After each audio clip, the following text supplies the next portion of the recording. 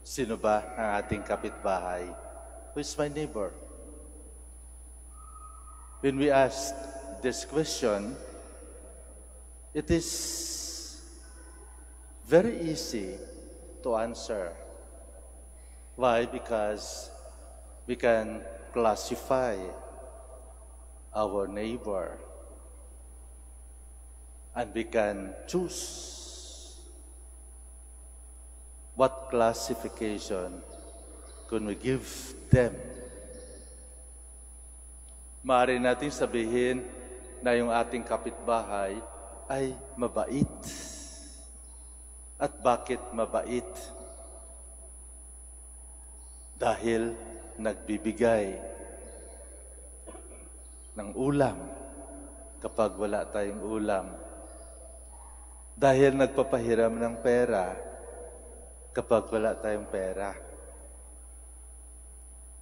Dahil tumutulong magluto kapag mayroong party, naghahanda, nagpe-prepare, katulong natin.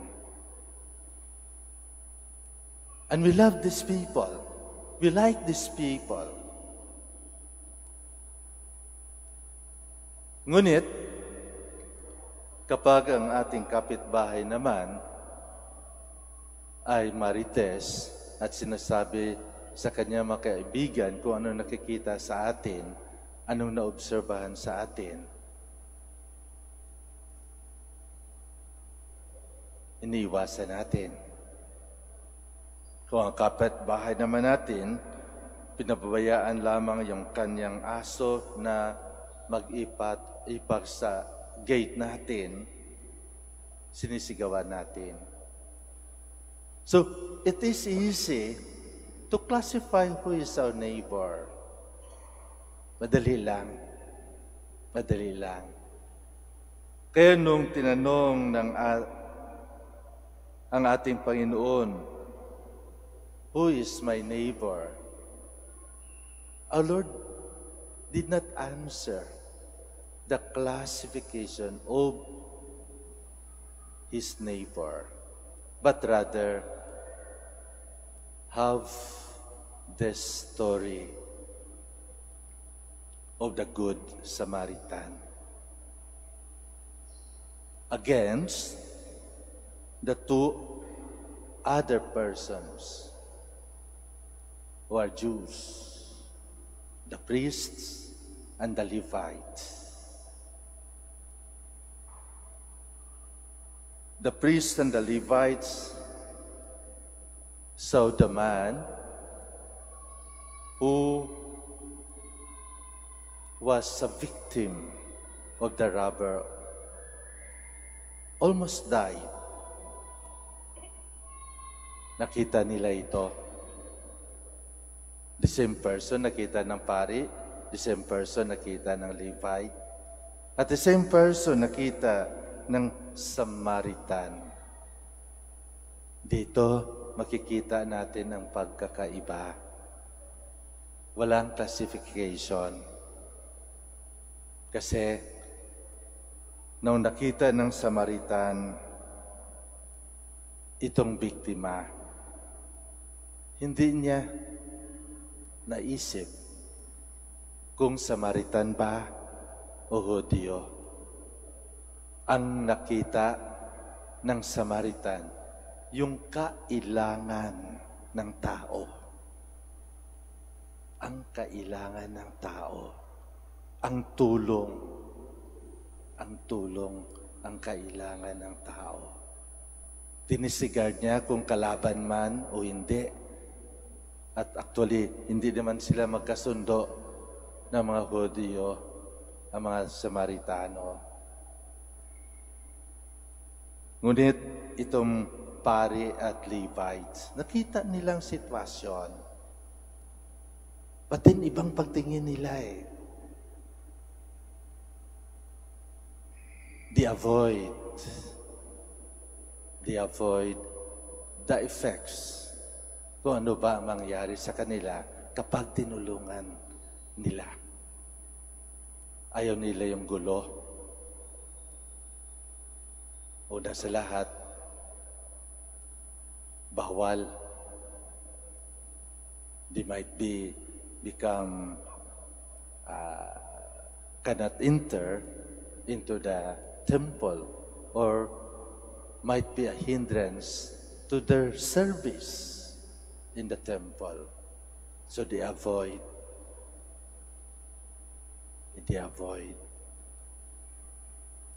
Kaya kapag tanungin tayo ng Diyos,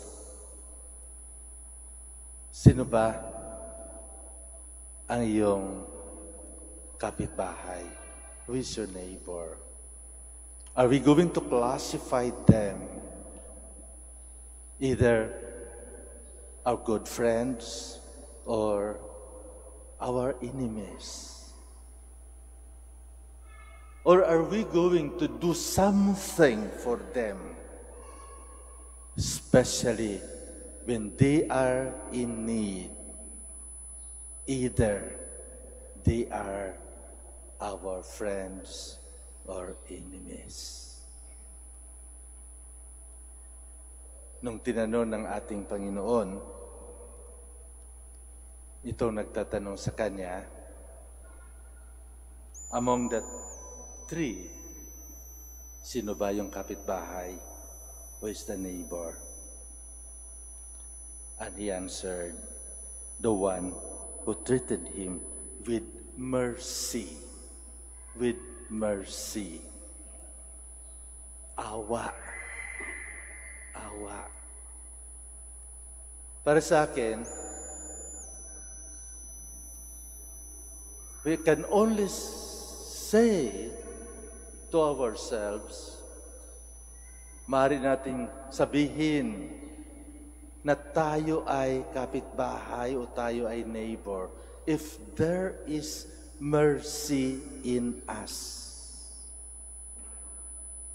Kung merong awa tayo. Dahil actually, sa awa lamang ng Diyos, tayo nabubuhay. Ang pinanggalingan ng ating buhay ay awa ng Diyos. Kung bakit hanggang ngayon tayo ay buhay dahil sa awa ng Diyos. It is out of the mercy of God. Kaya ito yung gusto ng Diyos, mangyari din sa ating buhay. Kung maawain ng Diyos sa atin, dapat lamang din na maawain tayo sa mga nangangailangan. Maawain tayo sa ating kapwa-tao. Hindi natin siya kina-qualify kung siya ba ay mataas ang panunungkulan, kung siya ba ay mayaman o mahirap.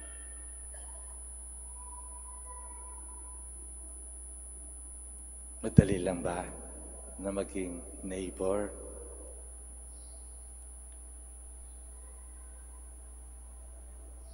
Kung maramdaman natin ang awa ng Diyos sa atin, then madali lang maging neighbor.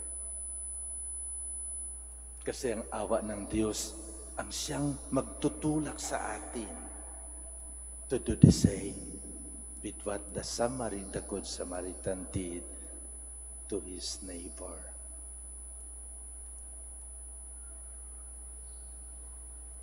For 47 years, I am also grateful to the mercy of God sa awa ng Diyos. Dahil binigyan niya ako ng pagkakataon to practice that neighborhood or to become a good neighbor. For 47 years, as a religious, I tried to obey the command of our Lord by promising obedience to God, to the church, to the order, to the province, to the community.